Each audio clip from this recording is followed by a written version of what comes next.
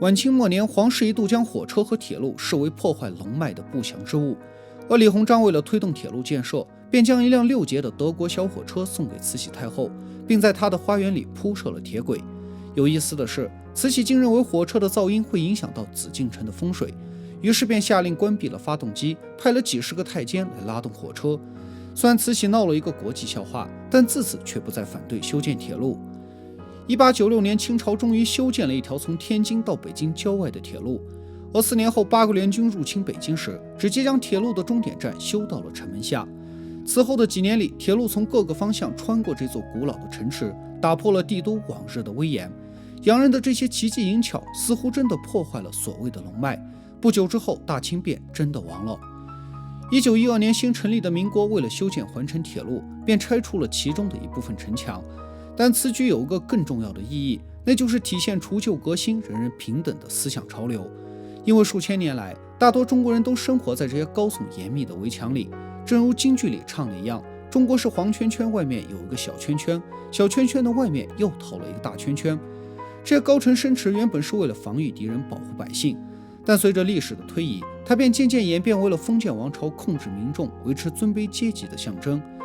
像在清朝时期，北京城里里外外一共有4层城墙，人们被划分为不同的阶级，居住在不同的区域里，彼此之间的人口流动有着严格的控制。因此，民国拆除城墙并不是单纯的为了改善交通，其背后有着更重要的意义。但从文化价值来看，拆掉了这些城墙，也就拆掉了老北京的许多故事，拆掉了我们的传统文明。其实细细思来，这些城墙何罪之有？所谓封建，所谓平等，不过是人们赋予它的属性罢了。正如林徽因说的一样，你们拆去的是有着800年历史的真古董，将来有一天你们迟早会后悔，因为那时你们在盖的就是假古董。而事实证明，拆掉了现实中的墙，也拆不掉心里的墙。所谓的改朝换代，其实是换汤不换药，一代不如一代。民国仅仅才成立了3年，袁世凯便窃取了辛亥革命的成果，在北京紫禁城登基称帝，史称北洋政府。此时的孙中山终于明白了，理想必须要有武器的支撑。但在北伐战争中，年仅58岁的他却壮志未酬，因病去世。此后，中国陷入了军阀割据、四分五裂的局面。此起彼伏的动乱导致大量的农民逃向了城里，他们没有背景，没有文化，也没有技术，没有钱，只能去干一些又脏又累的活。一般男的挑粪，女的缝琼，孩子们则去捡煤渣。夏天来了，便在垃圾堆里拾西瓜皮啃，冬天又都去赶粥厂。渐渐的，城里的许多行业都被五湖四海的外地人给垄断了。有时候人们会不加思索地认为，挑粪工都是山东人，裁缝都是宁波人，做糖糕的都是南京人。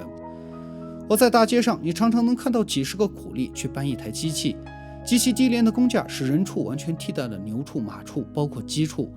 这种场面像极了当时的中国，虽然打乱了旧有的社会秩序，但并没有建立起来新的社会规则。因此，在这个历史的过渡期里，人是拖着工业文明走，而不是让工业文明来带着人跑。在众多的行业中，拉车是一个非常不错的选择。正常情况下，车夫一天要跑12个小时以上，除去车厂的份子钱后，一个月大概能剩下10来块钱，和警察用人的工资差不多。虽然只够养家糊口，但就像骆驼祥子说的，就是要饭也比在乡下强。在城里起码还有些荤汤辣水，而乡下就只有棒子面。如果说人力车为农民工提供了一个向上攀爬的机会，那么可以说它也是城市本地平民的最后一根救命稻草。在民国初期，濒临破产的北洋政府只能变卖城墙上的陈砖和帝王庙里的古树来发工资，一些入不敷出的部门和公办学校也只能让员工们自谋出路。所以在小贩车夫中，你会发现有中学教师、政府职员，甚至有前清的王爷和将军。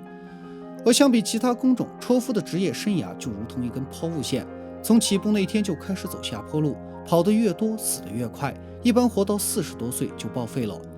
像在当时的北京，仅仅只有3%的人能像祥子那样实现拥有一辆车的梦想。1916年袁世凯死后，东北王张作霖凭着首屈一指的军事实力，渐渐成为了北洋政府的实际统治者。在巅峰时期，张作霖拥有海陆空军一共40余万，其中海军舰队拥有大小战舰20多艘，航空兵队则一共配备了300多架飞机，这是中国第一支也是最强的一支空军。张作霖甚至还组建了中国的第一支装甲部队，其配备了36辆法国的雷诺坦克，以及英美生产的各类坦克300多辆。更重要的是，张作霖特别注重人才的培养。从民国初期，他便让其子张学良创立了航空学校，高薪聘请了许多外国教官来培养中国的航空人才。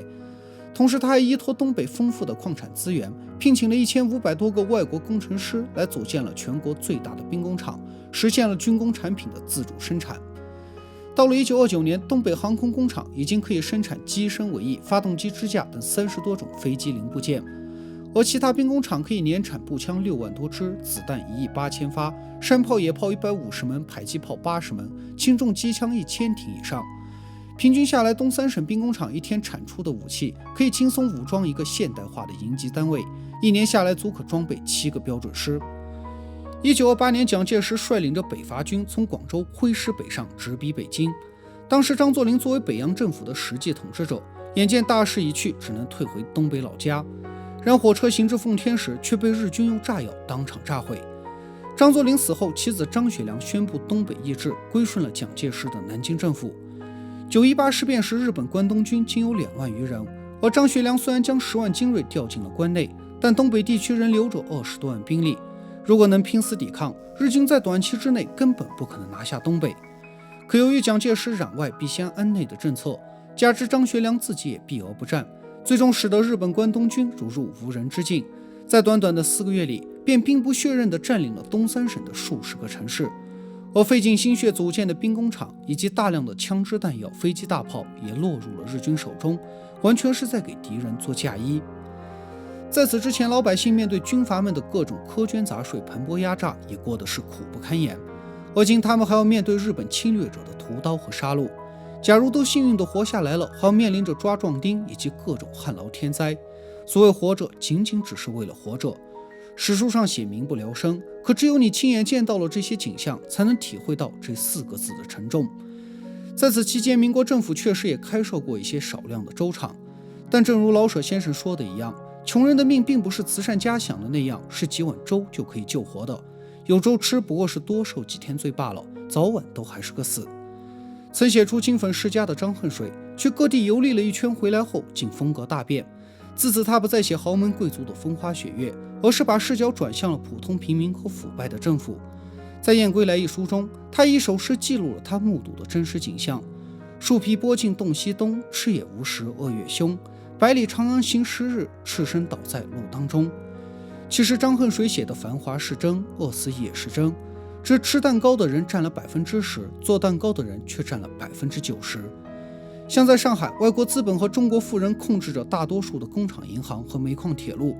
他们吃着山珍海味，住着别墅洋房，天天过着车接车送、逍遥快活的生活。而许多从外地来城里谋生的人，只能在城郊搭一个破烂的草棚，勉强安生。在大街上，则随时可以见到衣衫褴褛的乞丐，活活饿死、病死的尸体。喊了几十年的革命，不想到头来革的还是穷人的命。而在时代的动荡里，他们没有样子，没有声音，只是存在于统计数字里，就好似历史长河中的一滴水，就这样消失了，连一丝痕迹都没有。而此时，一声来自人民的怒吼，一场自下而上的革命，正以燎原之势在全国蔓延开来。